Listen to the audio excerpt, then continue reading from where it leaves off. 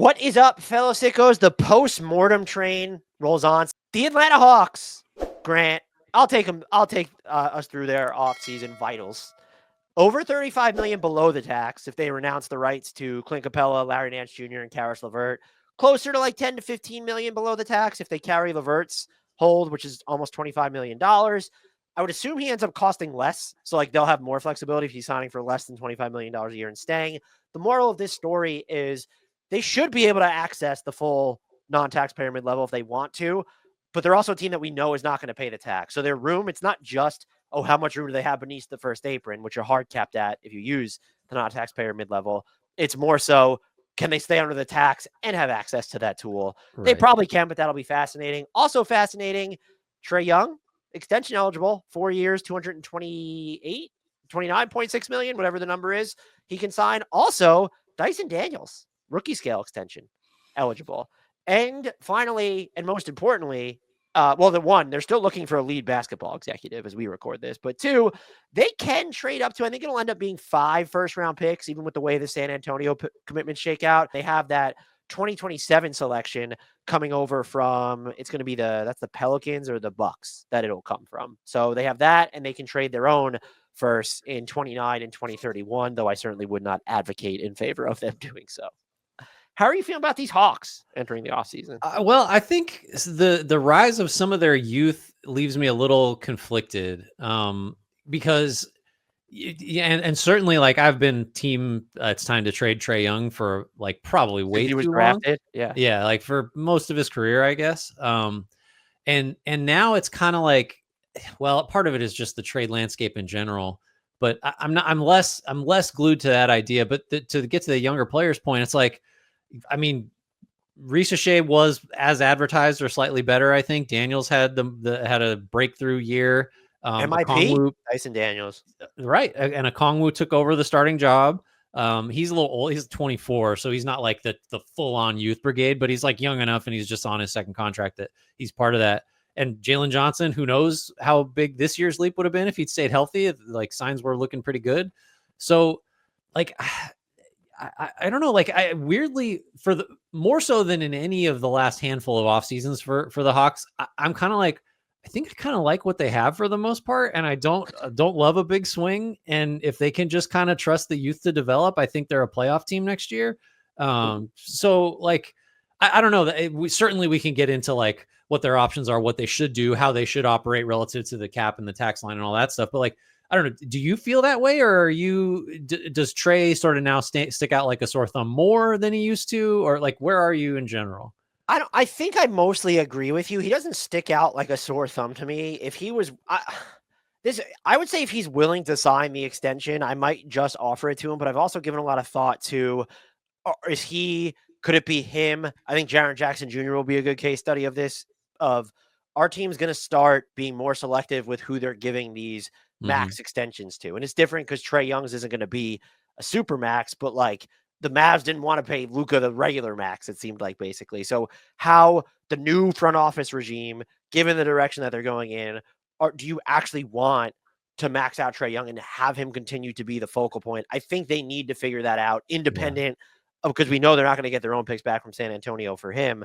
But I would agree with you that with what we saw from Ricochet this year and Daniels and Jalen Johnson before he got injured again, which is a big, can he finish the season healthy? Well, this is a team that can make some real noise in the East, but you do get caught. I think I'm with you in this sense that if you're going to decide that you want to sit on Trae Young, I'm kind of sitting on the rest of the roster too and letting it. I would like to see them get different at the 5 spot. I like Onyeka Okongwu, but you need someone who's either a younger version of Clint Capella or maybe just a more, like even more of a versatile version where he has size, but can make more decisions with the ball, maybe operate a little bit from the perimeter in addition to setting screens and, being a target for Young on the pick and roll. If they were going to be aggressive, or if I had to identify, this is what I want to see them do, they could use some shooting, but I kind of look at the 5 spot again, as much as I like Okongwu. I am with you in the sense that I'm not doing anything major here. And personally, I don't even know if I'm trading Trae Young. If there's a Godfather offer out there, but part of the problem for me is you don't trade a guy just because. Yeah. And like, if you do sign him to that extension, let's say he goes the full for 229-ish. is he more tradable, with that level of security, or is that like just too scary of a commitment and a team might rather have him for like this year, next year, and then who knows what happens with the 26-27 player option? Do you think could the Hawks just sign the deal because they're like, this is like, it's an extreme example of like, if the Rockets pick up Van Vliet's team option, it might just mean they intend to trade him. Oh, that's interesting. Yeah, because I would. And also, couldn't you look at it as how poorly could that deal really age? I don't know. I mean, you just think, I think it's implied that Young is going to be like pretty close to what he's been the last couple of years going forward, right? Like he's not going to fall off a cliff. He should shoot it better. For Like sure. that should be the expectation. So yeah, it should age fairly well. It's not like he's a small guard, so there's that concern, but it's not like he's super dependent on like Russell Westbrook athleticism or anything like that. Is there even a team that you think, I guess Houston could theoretically be one of them, but that just seems antithetical to what they're kind of thinking right now. Yeah. Is there even a team that you think could use Trae Young and then would also be interested in to where maybe that gets the Hawks thinking, or if he bristles at some, maybe Yeah. they offer him the extension, he doesn't want to sign it. Now Yeah. that's when you have to look at moving Trae Young. Yeah, I mean, Orlando has to be thrown out there with, if you're going to mention Houston.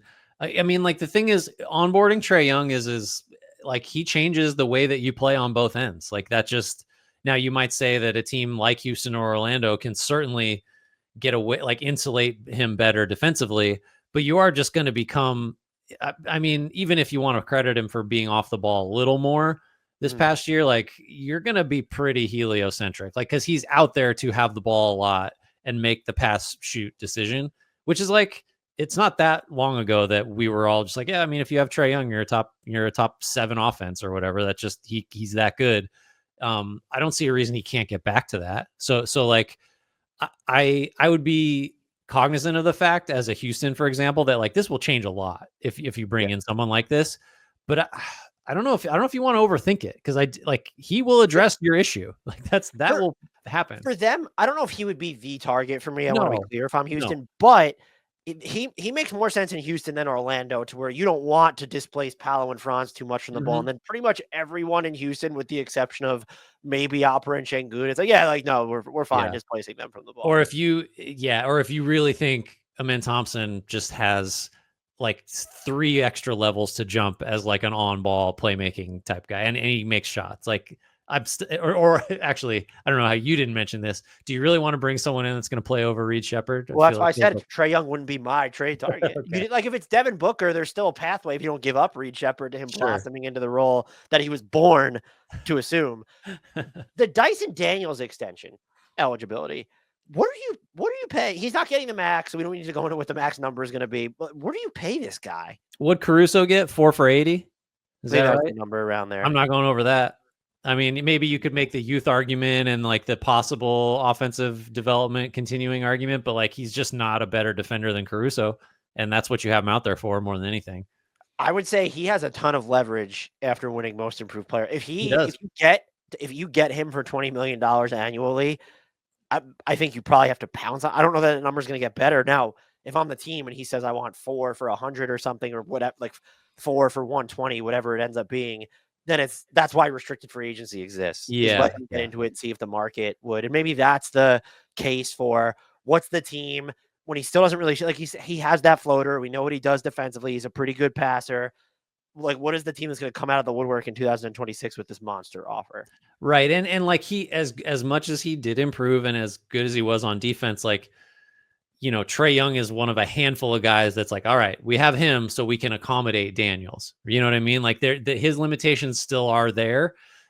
Maybe they disappear next year if this trajectory continues, but like he's not the cleanest fit everywhere. So I don't think you can pay him as if he's a surefire starter on a random team, on any team. Right. Because I just don't know if I'm not sold on that yet. I think in terms of rookie scale extensions, I don't know if he's the most interesting one for me, but I'm gonna be so fascinated to see where the number comes in at. Or he does feel like, because of kind of the ambiguity of what is Atlanta doing here, and whoever comes in, they're like, this isn't like, they didn't value Dyson Daniels the way the Hawks did in the Pelicans trade. That was someone else, whether it was Fields or somebody else in the front office. That was somebody else. So it does feel like I would expect him to sign an extension, but I also am like, I could also see that one leaking into restricted free agency because of the circumstances. Right. And the Hawks just like aversion to paying more than they have to and trying to duck the tax and all that stuff. Like I'm sure they're okay with I think everybody's going to operate this way. I really think teams are just going to squeeze guys because there's just no money out there. And I think the landscape's changing. I agree with you, but I always feel like for some reason there appears to be an exception when it's even when it's a non-star and they're your own free agent, kind of like Nicholas Claxton, who was giving him 4 and 100 last year, or Yeah. even this year with Josh Giddey, like who is coming in with there's one team that has a shit ton of cap space, and we don't think they're going to use it on the free agency market. Mhm. So I I am curious to see if we start to see the higher profile squeezes where I guess the Cavs did it with Isaac Okoro a little bit with how long it took him to They sign. did wait. Yeah, that was a while. So I'm interested, does that become more commonplace? Yeah, that's a good question. This changes a great deal depending on what happens with Young, but if we assume that just the base of this team is what they kind of plan on moving forward, do you agree that you want to see something different at center? Is there a bigger need that you're identifying? Yeah. And is there, or even maybe I'll ask this question, like what is it doesn't even have to be like this player's a target. Like what is the ideal big for this roster? Well, so that's what I want to focus on. So like Okongwu's making an average of like 16 over the next 4 years, maybe a little less than that. And I actually really like him. I think he's improved a lot. I do think the 3-point shooting is going to become increasingly a thing for him. But at the same time, I guess like if he's not your starter and you go out and you're going to spend money on someone to start ahead of him, I think you almost, because Okongwu's good. Like I don't know where he ranks in starting centers in the league, but like he's not in the top 10 or anything or top 15 probably, but like he's a legit starter to me.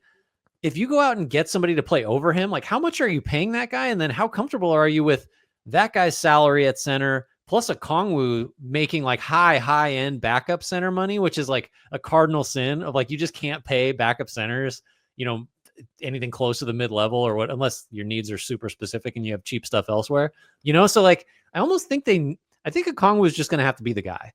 And then if that's the way it is going forward, you can spend the minimum on a backup and that's fine. And maybe play Jalen Johnson at some 5 against certain lineups. But then it's like, if you don't bring LeVert back, then you just need a LeVert type. Because I do still think if, it's Bogdanovich held it down for a long time. They tried it with DeJounte Murray. LeVert was pretty, I think you need that type of guy. And it might just be LeVert. And you're going to be able to get him at less than his cap hold, as you alluded to. But I like their wings. I like their forwards. If you believe in Okongwu, then that really does just leave like the offense first combo guard or offense first kind of wing type, right?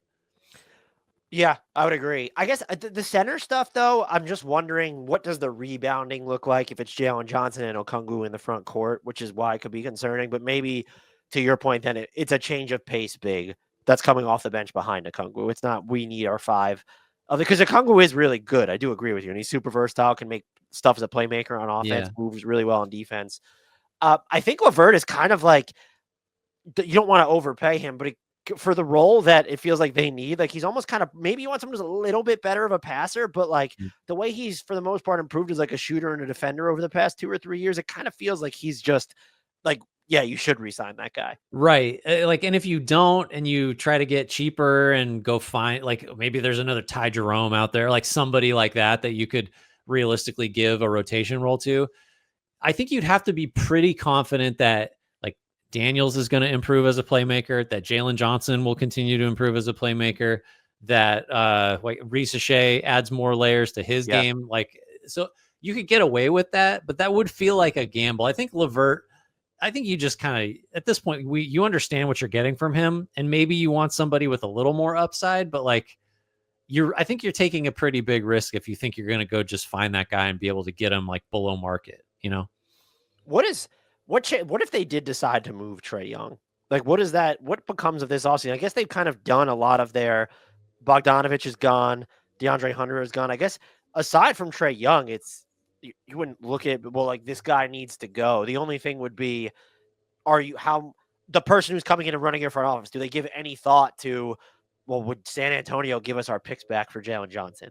Yeah, Like, well, if you're going to move Trae Young, that'd be something to consider. Yeah, if Young's gonna go, then like, well, normally you would have said, well, Capella's gone too, but they just never could trade him, and now he's coming off the books. Everybody else is young enough that you could conceivably just be like, yeah, we'll try to grow it around these guys. Except Mhm. like Johnson's already making 30, Okongwu's on his second deal. Like you're probably gonna it would be hard. I feel like because then don't you still unless it's this massive bet on like Daniels and Johnson and Yeah. Risa, don't you need someone to like run the offense again? Like, aren't you just looking for someone who can do some of what Trae used to do? Well, all of what Trae used to do, maybe Uh, can play off the ball or like bigger, and that Right. those players. All of it and more. That's a bit, that's like when you fire a coach and you have no idea if there's a better coach out there. You're just like, we can't do it with this guy. I Like that feels risky. I will say, maybe we already talked about this, but of that like John Morant, Trae Young challenge trade that I've seen floated around, I loathe it for Atlanta. If that's like the Yeah. direction they're headed, it's no, you stick with. And but just based off where they're at with their picks, and I kind of see the vision of what they're trying to do around Trae Young. I'm probably keeping Trae Young because I it's think just like so. there's no, as of right now, there's no real upside to not competing in Yeah. the East next year. And I think they have a good enough roster to where some futzing and fiddling, like you said, bring back LeVert, or if you think you can upgrade from him. And I would like to see like a different type of big on this roster. Maybe like Clint Capella, but younger would make a lot of sense, or can Mhm. like do better on like catching or decision making with the ball. I think that you could be like, if you told me they were sixth in the top six in the East last year, there's maybe what, two or three teams that are, I guess more than that, like three, four that are guaranteed to still be Right. in like that top four mix. Yeah, and like it would feel unambitious because like no matter what they did, if they brought back this whole group, we wouldn't say like I think they're a top 3 team in the East. Like they just can't get there. But like I think they have enough young, interesting players, and Johnson still fits into this, and Risa certainly does, where it's like it is unambitious, but it's okay because like from a fan perspective, you still have the growth of these young, like exciting guys to watch, and it's just easier to deal with a 43 win team if there's a perception of upside because you have young players that are getting better. I don't know. I would say if you did get rid of Trae Young, the benefit would be, oh, we could really stress test Zachary Rissage's offensive armory. But then I'm also like, I think Zachary Rissage looked really good on offense this year because he didn't have to do like by the end of the year because he didn't have Yeah, to do that stuff. So you're making a really big dice roll. Like right. I think a lot of the times, I'm sure I'm guilty of it, where it's we conflate just like this player makes a lot. They're at this point in their career. It's going to hurt the development of the youngsters. I actually really think like I've become a big believer in like, no, like some of these dudes can streamline the development of Oh yeah. players who really have no business shouldering that type of role, even as they're developing. Yeah, and this is the Hawks are an example of that, I think. All right, that's going to do it. Thanks everybody for listening, for watching. If you have not already, please remember to rate, review, and subscribe. If you're watching this on YouTube, give us a thumbs up, leave us a comment there. Join our Discord. Links for that are in the YouTube and podcast description. Tell your friends, tell your enemies. Shouts, Frank Ntilikina. Apologies, Jared Allen.